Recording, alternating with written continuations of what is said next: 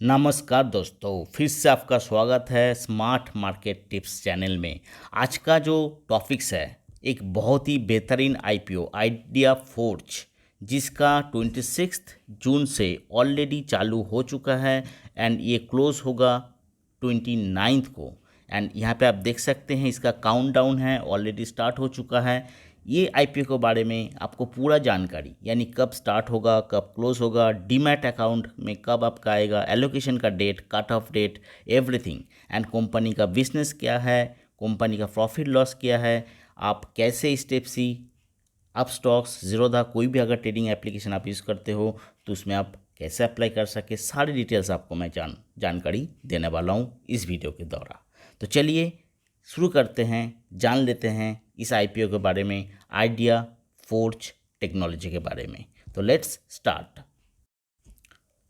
तो ये जो कंपनी है दोस्तों idea forge, it is mainly जो इनकॉर्पोरेट हुआ था 2007 में। आप यहाँ पे देख सकते हैं, मैं आपको हाईलाइट करके भी दिखा देता हूँ।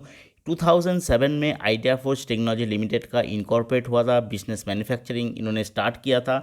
एंड ये करता क्या है, the company manufactures unmanned aircraft vehicles in the sense drone system, mapping और सिक्योरिटी जो इंटेलिजेंस में यूज़ होता है, सर्वेलेंस में यूज़ होता है। और खास करके हमारे जो आर्मी में जो ड्रोन सप्लाई किया जाता है, मैन्युफैक्चरिंग किया जाता है, वो आइडिया फोर्ज प्रोवाइड करता है। इसका जो हार्डवेयर, इसका जो सॉफ्टवेयर है, सारे के सारे बैटरीज, ये जो सिक्योरिटी इंटेलिजेंस एंड सर्वेलेंस में जितना भी हार्डवेयर और ड्रोन जैसा जो मशीनरी है, उसको मैन्युफैक्चरिंग सप्लाई किया जाता है आइडिया फोर्ज का। तो इसका जो मेन बिजनेस है ये ड्रोन बनाने का है, ये मैन्युफैक्चरिंग करता है एंड सप्लाई करता है। अभी इसका जो मेन टाइमलाइन है इस आईपीओ का, वो फर्स्ट हम लोग देख लेते हैं। इवेंट मतलब कब शुरू होगा, कब इसका क्लोज है। यहाँ पे देखिए ओपनिंग डेट 26 जून को ये ओपन हो चुका है आज से। क्लोजिंग डेट कब है, 29 जून को। डेट ज़रूर याद रखिएगा, नोट डाउन करके रखिएगा। बेसिस ऑफ अलॉटमेंट कब होगा, 4 जुलाई को अलॉटमेंट होगा। 4 जुलाई को आपको अगर अलॉटमेंट मिलता है तो यू आर लकी, ठीक है। अगर आपको अलॉटमेंट नहीं मिलता है, इनिशिएशन ऑफ रिफंड्स 5 जुलाई को होगा। से आपको अगर एलोकेशन होता है तो आपको 6 जुलाई तक आपके डीमैट अकाउंट में आपके ये शेयर्स आ जाएंगे। लिस्टिंग डेट कब है, लिस्टिंग डेट है 7 जुलाई को लिस्टिंग हो जाएगा। लिस्टिंग डेट में लेकिन काफ़ी हद तक ये बोला जा रहा है कि भरपूर 50% इसको जंप मिलेगा लिस्टिंग में, कि इसका जीएमपी 80% 60% अभी भाव में ज़्यादा चल रहा है मार्केट में। तो सोच लीजिए जीएमपी अगर इतना हाई है तो इसका लिस्टिंग का चांसेस भी बहुत हाई यहाँ पे होने वाला है। अच्छा, cut off time for UPI mandate यहाँ पे देख लीजिए 5 PM ऑन जून 29 यहाँ पे दिखाई दे रहा है। पूरा आपको साफ साफ मैं पूरा डिटेल से आपको दिखा देता हूँ। मिनिमम और मैक्सिमम देख लीजिए यहाँ पे। रिटेल इन्वेस्टर्स का मिनिमम जो है यहाँ पे मैं आपको थोड़ा सा ज़्यादा बेहतर तरीके से आपको हाईलाइट करके दिखाता हूँ। रिटेल में 20 शेयर्स मिनिमम आपको अप्लाई करना है, और यहाँ पे मिनिमम जो अमाउंट है 14,784। यहाँ पे देखिए मैक्सिमम आप 13 लॉट ही आप यूज़ कर सकते हो। यहाँ पे 13 लॉट आप ले सकते हैं। एंड टोटल जो इसका होता है 286 शेयर्स, एंड टोटल वैल्यूज़ हो जाता है 1,92,192 रुपीज़। ये आपको मैक्सिमम है, ठीक है। तो मैं रिटेल के बारे में बता रहा हूँ, HNI के बारे में मैं नहीं बता रहा हूँ इस वीडियो में। अच्छा, यहाँ पे देखिए रिटेल के लिए कितना परसेंट यहाँ पे दिया गया है ऑफर। रिटेल के लिए दिया गया है 18.13% का, मतलब लगभग 84,000 8,42,865 यहाँ पे काउंट है टोटल। तो इतना सारा दिया गया एयरटेल इन्वेस्टर्स को। अभी आते हैं कि इसका जो फाइनेंशियल है, इसका जो मेन कंपनी का फाइनेंशियल है, बोरोइंग कितना है देख लेते हैं। जो लेटेस्ट इसका बोरोइंग है दोस्तों, आप देख सकते हैं 31 मार्च का डेटा 2020 यहाँ पे था 5 करोड़ 30 लाख का, ठीक है। फिर वो बढ़ के हुआ 50 लाख। और अभी देखिए जो लेटेस्ट डेटा अभी आपको मैं दिखाऊं 86 लाख इसका बोरोइंग है। तो यहाँ पे वैल्यूएशन लेकिन ज़बरदस्त है, बहुत बड़ा वैल्यूएशन है, बट एक्चुअली बहुत ज़्यादा हाइप है इस आईपीओ को लेके। मैं आपको और भी ज़्यादा फाइनेंशियल आपको मैं दिखाने की कोशिश कर रहा हूँ। उस फाइनेंशियल डिटेल्स में आपको देखेंगे कंपनी का प्रॉफिट कितना है, कंपनी का लॉस कितना है। तो यहाँ पे आप थोड़ा इसका जो मेन जो माइलस्टोन है कंपनी का वो थोड़ा देख लीजिए। यहाँ पे देखिए कंपनी इनकॉर्पोरेट हुआ था 2007 में, मैंने ऑलरेडी आपको बता चुका हूँ। एंड उसके बाद 2010 में यहाँ पे sale of trust drone to a state police department यहाँ पे इसका स्टार्ट हुआ। एंड देन 2014 में आप देख सकते हैं यहाँ पे रिसीव्ड ₹388 मिलियन कैपिटल कॉन्ट्रैक्ट यहाँ पे फ्रॉम गवर्नमेंट ऑफ इंडिया से यहाँ पे ऑलरेडी इसको मिल चुका है 2014 में। फिर 2015 में और एक इन्होंने माइलस्टोन अचीव किया, angel investment by centre for innovation and incubation of entrepreneurship, यहाँ पे एक और एक इन्होंने माइलस्टोन अचीव किया। फिर 2017 में first round of institution investment by Celesta capital, तो ये और एक माइलस्टोन है, बड़ा माइलस्टोन है। फिर यहाँ पे 2020 में बैक्ड कॉन्ट्रैक्ट फॉर स्विच 1.0 ईयरवीज फॉर अप्रॉक्सीमेट $18.27 मिलियन, एक बहुत बड़ा एक इन्वेस्टर्स इन्होंने किया है, कॉन्ट्रैक्ट इनको मिला है। फिर 2022 में यहाँ पे काफ़ी सारे इनको अवार्ड मिला है। फिर इसमें यहाँ में second round of institutional investment भी इन्होंने इस कंपनी में किया है। अभी आते हैं कंपनी का जो फाइनेंशियल रिजल्ट है वो बहुत इंपॉर्टेंट है। Before you invest to any IPO ये आपको जानना बेहद ज़रूरी है। तो चलिए इसका फाइनेंशियल डेटा हम लोग यहाँ पे अभी देख लेते हैं। फाइनेंशियल डेटा पे हम लोग आ गए हैं, यहाँ पे आप देख सकते हैं।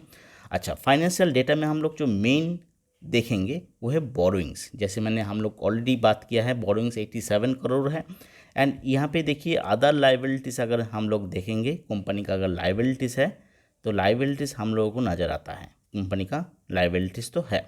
यहाँ पे अगर हम लोग और एक बार देखेंगे कंपनी का टोटल लाइबिलिटीज़, यहाँ पे हम लोग एक बार इसको मार्किंग कर लेते हैं। 163 करोड़ का भी यहाँ कंपनी का लाइबिलिटीज़ बन गया, मतलब इसका उधार है।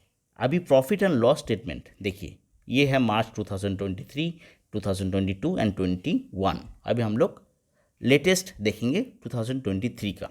सेल्स देखिए, कंपनी का सेल्स यहाँ पे बढ़ोतरी में आपको दिख रहा है 35, देन यहाँ पे 159, फिर 186। चलो सेल्स बढ़ गया। कंपनी का जो डिप्रिसिएशन वैल्यू है आप यहाँ पे देखेंगे, डिप्रिसिएशन वैल्यू वो 30.91% यहाँ पे आपको शो कर रहा है डिप्रिसिएशन वैल्यू। अच्छा, नेट प्रॉफिट जो कि काफ़ी इम्पोर्टेंट है। नेट प्रॉफिट पहले 2021 में 15 था, फिर 44, अभी देखिए 32 करोड़ का यहाँ पे नेट प्रॉफिट है। कैश फ्लो जो कि बहुत ही एक इम्पॉर्टेंट हिस्सा है, कैश फ्लो कंपनी के पास कितना है। कंपनी के पास कैश फ्लो अगर हम लोग देखेंगे, नेट कैश फ्लो, इसको अगर हम लोग हाईलाइट करेंगे तो कंपनी के पास कैश फ्लो नहीं है, कंपनी के पास नेगेटिव कैश फ्लो है। आप यहाँ पे देख सकते हो -26 करोड़, जो कि पिछले सालों में 25 करोड़ था, फिर उसमें घाटा होकर अभी 26 करोड़ नेगेटिव में है। तो काफ़ी ज़्यादा यहाँ पे हाइप के वजह से कंपनी यहाँ पे इतना ज़्यादा ओवर सब्सक्राइब हो गया IPO में। इसका जो कॉम्पिटिटर्स है, कॉम्पिटिटर्स का नाम भी आप थोड़ा देख लीजिए। MTR technologies, data patterns India limited, Astra microwave, ये सारे के सारे जो कंपनी हैं इसमें इसका कॉम्पिटिटर है। मार्केट कैपिटल अगर हम लोग देखेंगे कंपनी का, तो आइडिया फोर्स का मार्केट कैपिटल है, यहाँ पे आप देख लीजिए 2800 करोड़। MTR टेक्नोलॉजी का मार्केट कैपिटल है 6229 करोड़।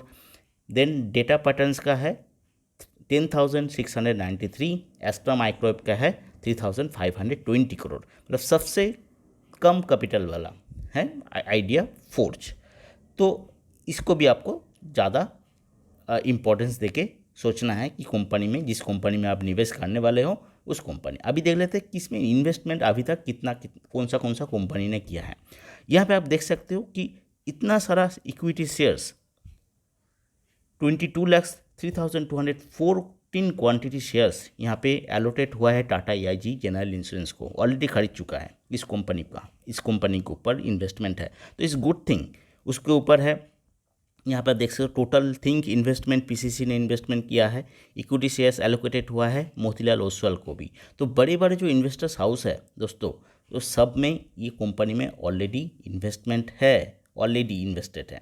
तो इसमें एक्चुअली बहुत ज़्यादा हाइप है दोस्तों, और हाइप की वजह से इसका जो एक्सपेक्टेड लिस्टिंग यहाँ पे 50% बढ़ के होने के चांसेस है।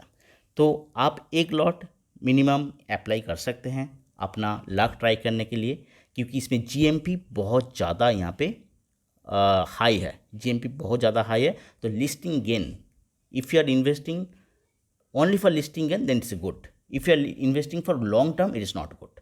तो लॉन्ग टर्म के लिए मत इन्वेस्टमेंट कीजिए। अगर लिस्टिंग डे में आपको पैसा कमा के निकल जाना है प्रॉफिट के लिए, तो जाके आप इन्वेस्टमेंट करें। आप स्टॉक्स में आपको आईपीओ सेक्शन में मिल जाएगा, एचडीएफसी सिक्योरिटीज़ में भी आपको आईपीओ सेक्शन में मिल जाएगा। ज़रूरत हमें अगर और कोई आप ट्रेडिंग एप्लीकेशन यूज़ करते हो तो आईपीओ सेक्शन में जाइए, ये आईपीओ आइडिया फोर्स का आईपीओ आपको दिखाई देगा। तो आपको अगर कोई भी क्वेश्चन है ये आईपीओ के बारे में, टाइमलाइन को लेके, तो ज़रूर कमेंट करके पूछें, और ऐसे ही इन्फॉर्मेटिव वीडियोस देखने के लिए चैनल के साथ बने रहें। Thanks for watching.